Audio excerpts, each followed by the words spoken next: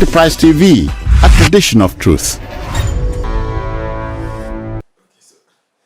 not come to the last question. Okay. I have two questions. Okay, please go ahead. I have time. Okay, so Peter has given us all courage.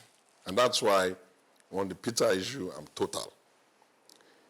Nobody would have thought that a Peter Obi would just get up and just normalize doing normal things, and that the people will be standing with him in such a fierce manner.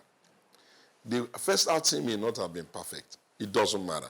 All the things we say, notwithstanding, Peter has shown us now that, okay, there are Nigerians can stand up and be with somebody that carries something that they can believe in. Therefore, I feel that some of the things I am saying is to the effect that we can now look at it broadly, learning from the experience of Peter, and then improving it in such a way that, in fact, Peter would have won an election. Just Peter, now I don't know whether it's going to be Peter. The movement, let me put it that way, would have won an election even before the election is cast, because the issues that bedevil us, they don't beg plenty talk. We can see it. INEC cannot, I repeat, INEC cannot rig an election when we stand the way we ought to stand. They couldn't do it when Jonathan was here and Buhari was coming. By the time Buhari had done one election and the phenomenal movement was already the way it is, by the time they did some creative imagining and reimaging of Buhari, by the time they released Buhari to the people, even Jonathan had no choice but to give up. He had no choice but to concede, because the not conceding would have been ground zero. These guys are cowards. Anybody you see who has to go around in a convoy of 50 cars, carry himself with 1 million police officers jumping here, is a coward. If he was really that brave, he would go in the midst of his people and walk normal. People like Peter can do that. Peter is the only politician today that I know. He will get into any market today and that market will shut down. Why? Because there is a spirit of Nigerians wanting difference. The only thing is that there are 4 tendencies that impacts our elections. We have not been able to escape it: tribalism. We have not been able to escape it: religion. We have not been able to escape it: temporary loyalty purchase, which is the money they buy. And the final one is all the razzmatazz of where the big players are leaning. So if we want to if I wanted to be president, I keep telling myself, Segun, yes, people say this a lot to me, but do you know how heavy it is in my heart that I feel to myself that, okay, so Bola Tinubu, a Yoruba man, has managed to get himself into the presidency. We have not been able to figure out how a son of Azikwe can be president, and then all of my brilliant ideas and all that, which I really do have, I will now come and stand in front of the Nigerian people and be telling the Nigerian people that I, Otunba Segun Showunmi, I want to be president. Am I supposed to pretend as if I don't know that the Igbos have not even ruled this country since we started it? Now, see now, just because I want the Igbos to just help us to normalize anybody that wants to lead can lead, I'm stuck. And I'm not going to back anybody who doesn't carry some. I don't mind losing 2027 election. I'm saying it very honest. I don't mind losing it. I don't mind being with people that will lose it. But I will not be with people that will not inspire the people of Nigeria. And so what I have been doing for some time now, if you must know, is that I've told the PDP, my party, that I've looked at us, a 25, 26-year-old institution, and I've concluded that we must reform it. We must reform it in such a way that we must be just, we must be equitable, we must be fair.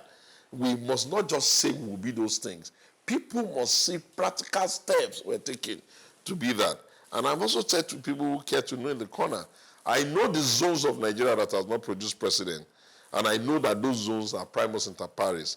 And I know for sure that nobody is going to come and start telling me that some bogus numbers that don't exist is the only basis. And I also believe that a political party in opposition cannot even be looking for just anybody to be president. A political party in opposition must be looking for somebody that the Nigerian people can at least be hopeful about. Because the whole essence of election is actually precursor of hope. Yes, if they cannot be hopeful about what you represent, then don't be president. Don't try to be president. Don't waste the time of everybody. So in all of this, I will just say that we are a work in progress. I want us to spend a lot of energy on our subnational, on our states, so that maybe if the states can scale up in making people excited about the, if you like, dividends of democracy or the sustainability development trajectory of their area, and the indicators are showing that, oh, our state is getting better. I believe that it will help us even at the national. And I've been playing with an idea. For the benefit of Nigeria, should we not come to a point where every state in Nigeria will have only the same number of electoral college votes for president? What am I saying? You know, Kano will come and say they have 3 million, 5 million, 7 million people. We just allocate them 100 electoral college. And then Ogun 100, Abia 100, everybody will get 100. So that we can use that as a way of getting them to slow down procreation without planning. So that those who are procreating without planning will not be carrying the burden. No, those who are procreating and planning will not be carrying the burden of those that are procreating without planning. And if it is for the presidency, we give everybody maybe like 100 electoral college, at least we have made sure that you cannot just sit down in your state and say, oh, you have 3 million votes you are coming to use to influence election, when what we're talking about is sustainability of our country. That's the extent of radical thoughts I have. Because I know that at the height of all this excessive tribalism is this humongous numbers. Why should any decent person in the world be thinking that his role in the world is to be populating the world with children he cannot look after, he cannot train, he cannot feed, he cannot do anything about? Why should the economic indicators of subnationals be a burden even to the general average? When they say Nigerians are living in multidimensional poverty, they're not talking about certain areas that I know. Even now that everybody is shouting they don't have this, have you seen, I don't want to offend the sensibility of anybody, but I just believe that higher power, which we call God, that has created this country, has created a good country. Vegetation is good. Water supply, rivers and oceans are very good. Under Earth's material and wealth is very good. Stability of the wind exchange is very, very good. The quality and the intensity of the sun is very, very good. So I don't believe that, and then we have a population, which is the market. I don't believe that we are supposed to be going all over the world like a basket case. No. They may be able to produce those goods in their country. But a smart leader can also do what you call a buyer's market. I may be able to use my rules and regulations to insist the price at which I will buy, because we're the ones buying. But if at every point in time, everything is skewed against you, and your leaders are just going all over the place as if they are on excursion, imagine the president saying he's going to Qatar, carries his team there, they are going to the museum. Meaning what? Is that how idle a Nigerian president is, that he's going to another foreign country to go and be looking at museum? Museum? What can possibly be in their museum? Okay, so I think that we will have to hopefully, for people who pray the grace of God and now the Muslim, let us just pray that love of country increases in all our hearts. And then we can then say, please, we have circumnavigated this problem for too long. Let us find the champions and guardians of the future, the torchbearers. And let us insist that power will change hands, and it will change hands now. Okay, so my final question is on Peter. No, political parties are difficult to manage, especially the type of political trajectory that Peter particularly has had. I can boastfully say that I've been a member of the PDP since 1998, and I've never left it till date. Why? It's just because I accept that democracy is a very difficult, idea, and that ideal takes time to bat. Anybody who makes it an habit to be Abga today, PDP tomorrow, Labour the next day, will not have enough personal investment of emotion in any political party to do what it needs to do. So it will be some kind of merchandise. We come in there, we want the ticket, they give us the ticket, we set up structure, we run up and down like like a Lone Ranger, we say the right words, we get some people on social media to be screaming and shouting the same thing, and then when it doesn't work, we're not looking at how to fix the party. Since we've lost the last election, everybody in Nigeria knows that I've been screaming about the need for PDP to fix. Because I just understand that if you don't fix it, you're going to come to the next election with the assumption that just because you think the country is not being run well or that there are indicators of some bad thing, that automatically everybody in the country will follow you. That's not true. An election is a two-way referendum. The first referendum is the referendum on the people that are in charge based on how they have, done on the duty. The second referendum is the referendum of hope that you are bringing. If the people that are trying to take over are not producing the need for people to be so hopeful about what they're saying, the people can't move. And it is not safe for the people to move from a hopeless situation to a situation that they can't even feel. So even if this situation is hopeless, assuming it is, for people to move, you must have to show them that there's a referendum of hope. Oh, I believe. If Segun, I believe. People have to believe in you. But if your idea of opposition is that, oh, Bola Tinubu government is not doing well. If he stands up, say he didn't stand up well. If he sat down, he will say he didn't sit down well. You'll be talking about things that you don't even have solutions to. You'll be speaking about problems you cannot solve. You'll be talking about circumstances that you yourself will even do worse. And at the same time, you're not coming forward with the people with strides in your street, with boast in your stomach, with energy and all that. You will lose. So if you see, I'm talking about Peter a lot, it's because I'm paying obedience to that movement. And I had always known it was there since 2019, I told you. I knew after 2019 election that there is some energy in those people. And I know that that energy, if we can tap it, if we can find a way to beg them to take it easy, if we can get them to see that this country has not been unfair to them like that, they may not have been president, but them, man, the country has, just go and look at the real estate asset of the country. Who owns the houses in Lekki? Who owns the one in Lekki 2, Lekki 3? Who owns the one in Ikeja? Who owns the one in Abuja? You will see that via hard work and not depending on anybody to come and give them handout, they have created an economic model that can work. Anybody can say whatever they like, but the evidence is there for you to see. And therefore, if there is magic, assuming it is, or character, culture, habit that has created that, why don't you want that kind of efficiency on the country? And the only way we can do that is to make sure that we're not afraid of ourselves. I always tell people that if push comes to shove, I've given myself an Igbo name, and my Igbo name is Okudili. Okay. Lastly, I wanted to... You can call me Okudili while asking the last question. Okay, so Dr. Okudili. Thank you. Let's go to the last question. Yeah. Hopefully it's the last. And why are we in this state? Okay, thank you. We have overburdened the Nigerian people, with due respect.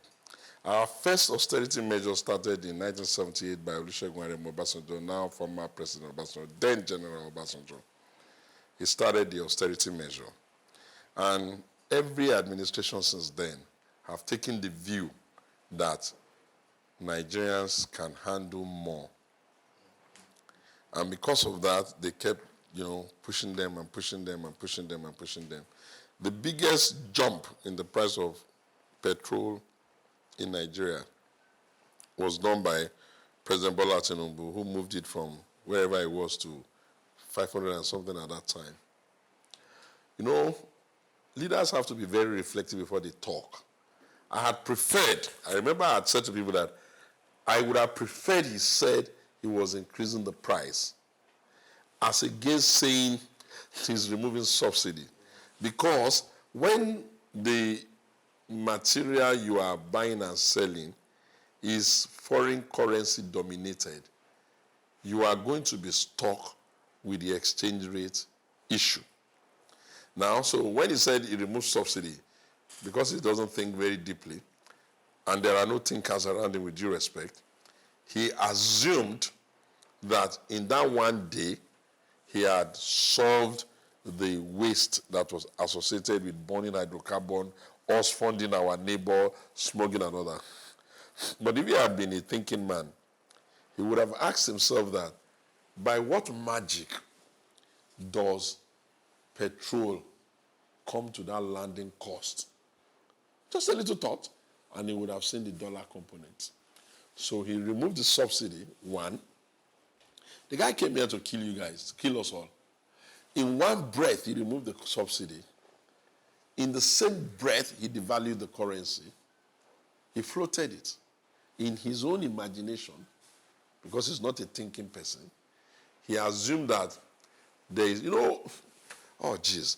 He was thinking that there's a price they are giving dollar in the CBN, and that there's a price the dollar was getting in the black market.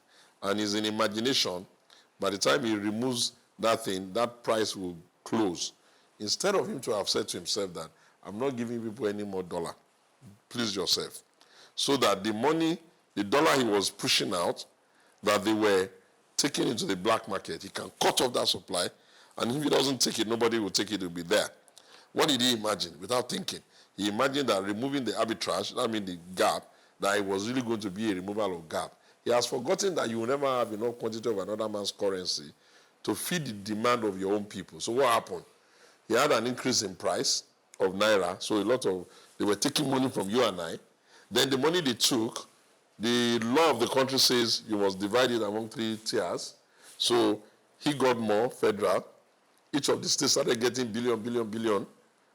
And then when they started getting that billion, he did not imaginatively ask himself, what will they do with this money?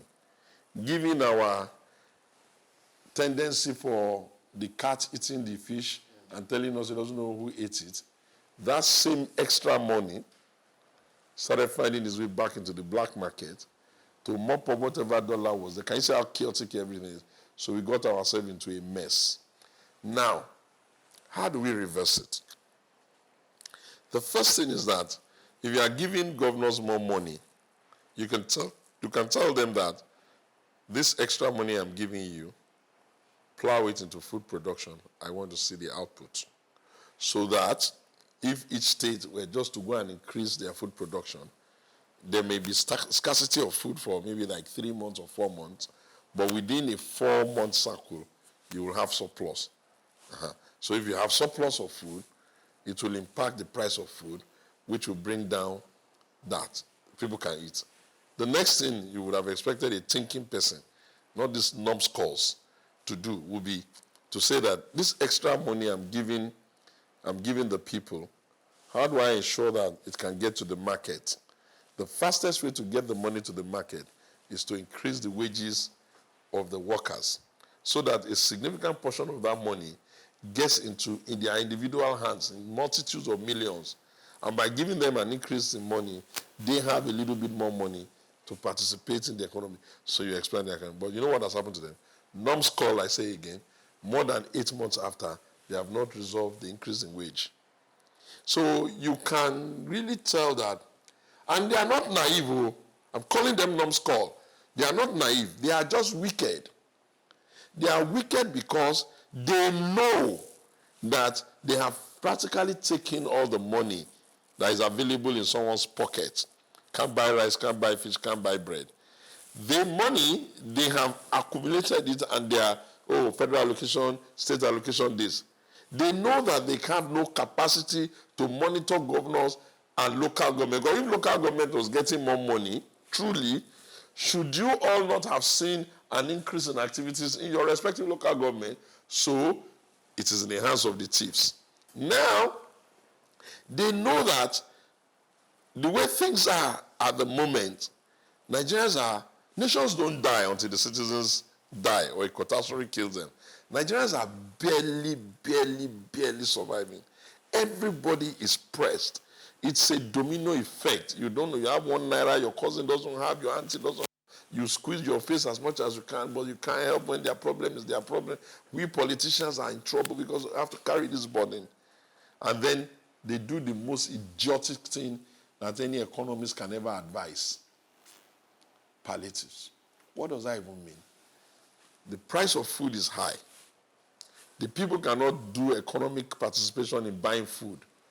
You carry the food using the same money to buy the same food, and then you foolishly go back into the community and say, I want to dash it to you for free. How sustainable is that? When you finish eating the 100 bags of rice to send it to one local government, won't they eat in the afternoon? Won't they eat in the night?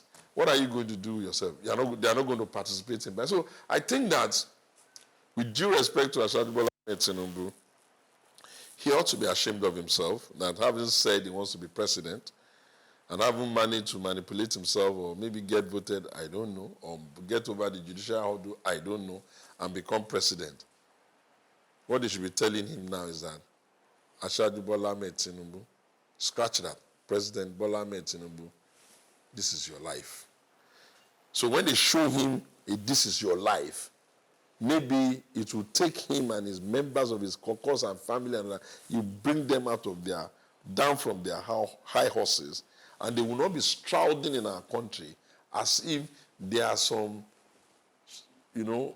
successors of men like Awolowo Azikiwe and Tafawa Balewa and Okpara and such men. Because clearly they are not.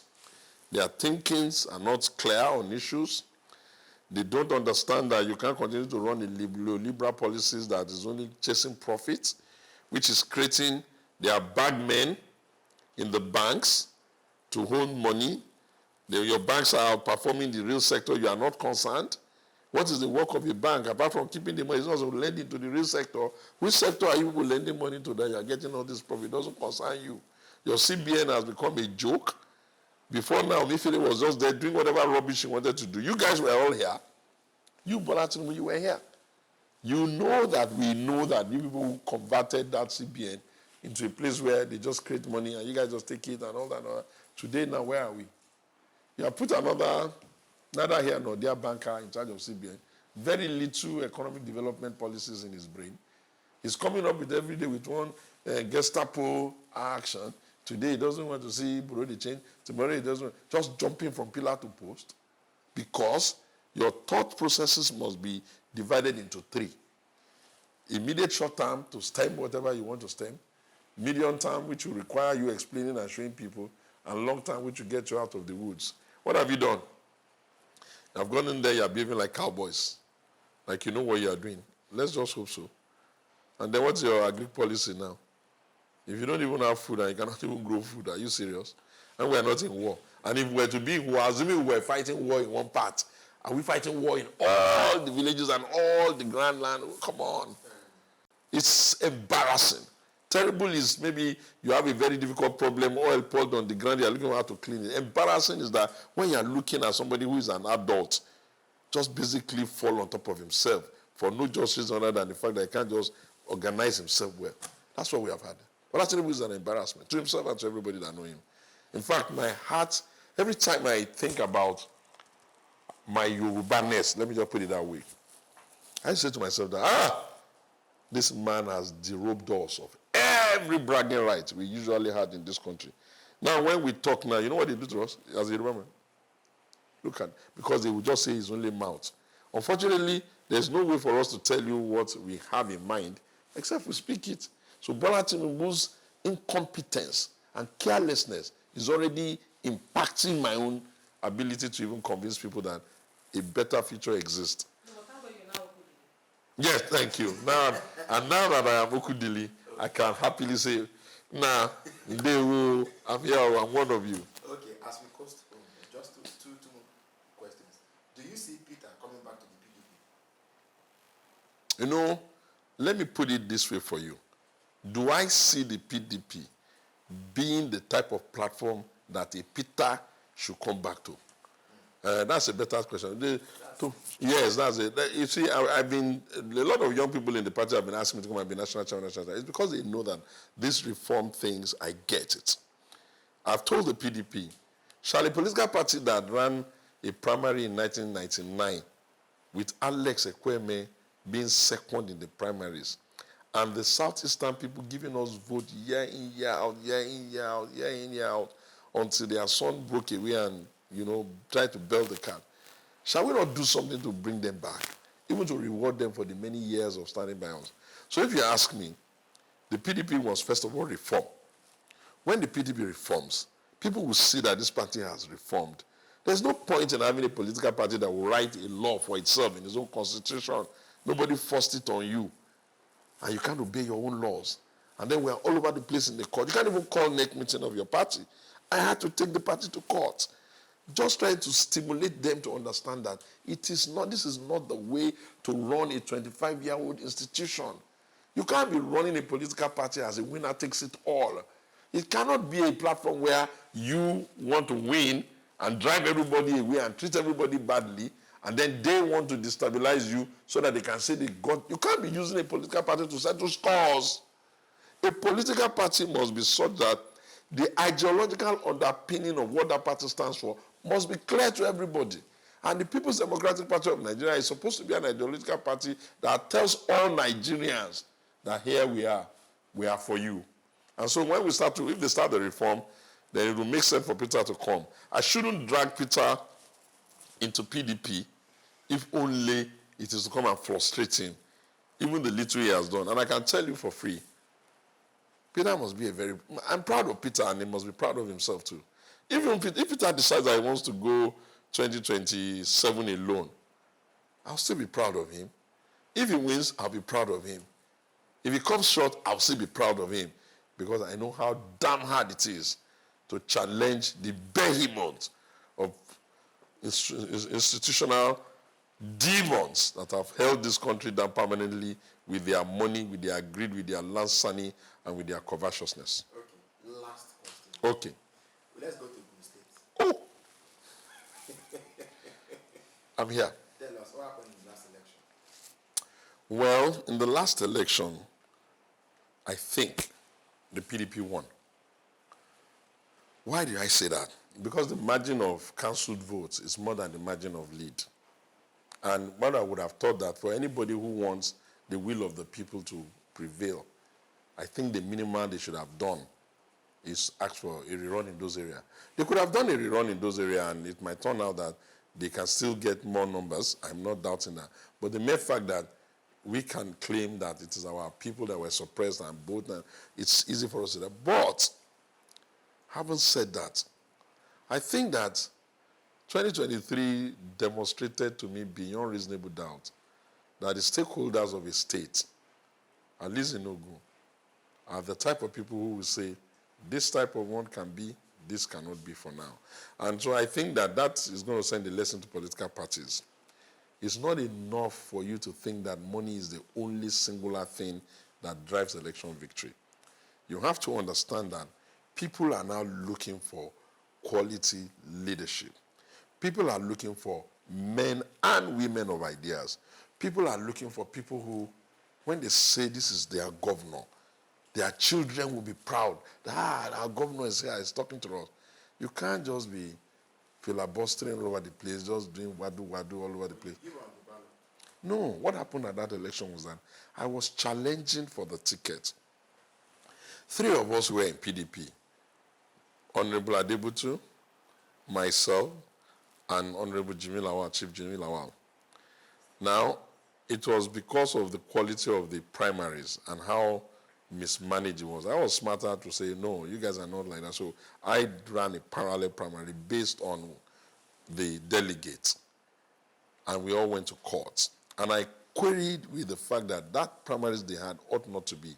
Luckily, at the Court of Appeal, I won. Because election petitions are always drafted in a clever way, I didn't want it to be out of time. So I crafted it in such a way that it will not be out of time. They say, it's out of time. So what I did was that I made sure that, me and my lawyers, we made sure that it was not going to be possible for anybody to say it will be out of time. So when we then won at the Court of Appeal, we went to the Supreme Court. And for God knows why, one of which being perhaps the lot of cases that was before them, too many election cases, they couldn't call our case until it was late. So the question then was, what do we do now? Most of them would have done anti-party. They would get angry and say, no, no, no. But I took the position that, well, we have found ourselves in these shoes. The best thing to do is let's even go and give the party its best push, because we will destroy a 25-year-old institution. We have not won anything in that state. PDP has not won since 2011. It's beginning to look, we're losing and losing. And then I said, and then the guy phoned and said, oh, I'm sorry, please, everybody beg him. And I thought, okay, if I didn't answer, I'll look like an overdoer. A leader should not say it has to be him or the highway. So I then told everybody, let's go and do the work. And we worked very, very hard. And luckily, Providence will have it. It was in my own federal constituency that we beat the APC and their groans with the largest margin of vote. We beat them by more than 5,000. Nowhere else did they achieve that. So, and why? Because I wanted to test if I had been the one running it. Would I have been able to beat them in spite of their money, their madness, their misbehavior? And I thought to myself that let me use my federal constituency to test that. And luckily it worked. So I kind of feel like I know how to win an election, but we just didn't. We came short. I've congratulated and paid obedience to Ladi for his efforts. A lot of things can be done the way they did it. You can't be doing vote buying. The whole essence of democracy is not vote buying. If it is vote buying, that's a criminal offense, and that's that. I've congratulated the person that was declared the winner. My view to the court has always been, when you go to court with your best argument. Do not insist that if judgment does not come your way, they have rigged you. No. Your best argument may not be as good as the best argument of the next man. If they come to court with an argument and you come to court with an argument, you read the judgment. You may learn something from how they did their case that you didn't do their case. So, Dr. Abiodun, the governor of Ogun State, has won, and I consider that, okay, well done. The only issue I have with him is that it seemed to me that he is taking his eyes off the ball. Ogun is sandwiched between Oyo and Lagos. And Lagos is beginning to fix his own mess. They're doing rail lines of their own. I can see them doing urban renewal, taking over the shanties and trying to, I can see them doing that. Oyo is lighting up, Oyo is doing I can see them doing a circular road. I'm afraid of an Ogun that will be sitting in the midst of two cities that are urbanizing. It will mean that we're going to inherit all the regs from the area. And if that then be the case, I think that New York cannot be New York if New Jersey did not provide New Jersey. Most people who say they are in New York are actually residing in New Jersey.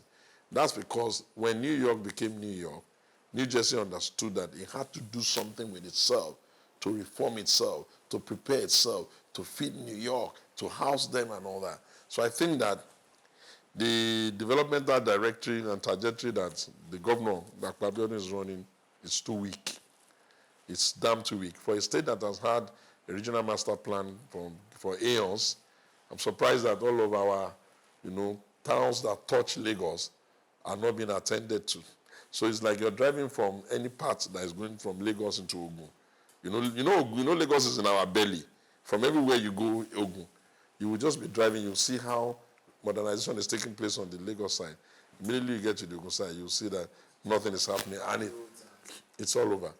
In terms of the road, some of those roads are federal roads. But the bigger problem for me is that Ogun State capital, Abeokuta, is perhaps the most disorganized and shambolic capital in the country today, is dragging that title with Ilorin. Ilorin was created in 1967. It also has a very shambolic capital. I marvel at what the Bukola Saraki think they were doing if Ilorin looks like that since it was created in 1967. Abeokuta, Ogun State was created in 1976. It will be 51 by the next cycle of election. Just look at, if you travel, go to each of the state capitals of the country and come back and tell me why you should be proud of what they've done there. They've not, in a sustainable manner, figured out what they're doing with themselves. And I think my proudest location in Nigeria are two, and it's not in the southeast just yet. One of them is in Akwa Ibom, totally proud of what they've done. And the other one, ironically, is in Gombe. You need to go to Gombe to see how they have planned their state. So I think that for me, democracy is still the best bet. All of us have a responsibility. You members of the media have a bigger responsibility to create content to educate our people. Imagine if when independence was coming, and what's his name, Michael Okpara and Kwa, everybody was building their region. Imagine if all the mass of the illiterates, let me put it that way, imagine if we did not educate them and get them on board.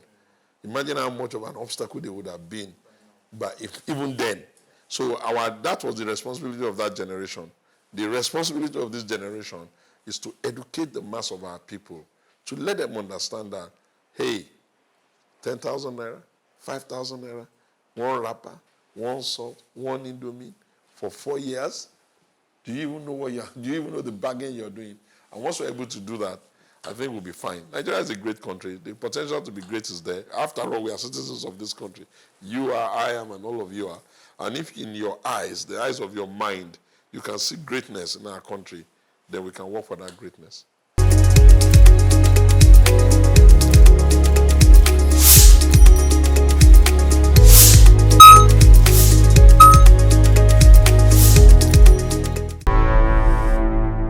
Enterprise TV, a tradition of truth.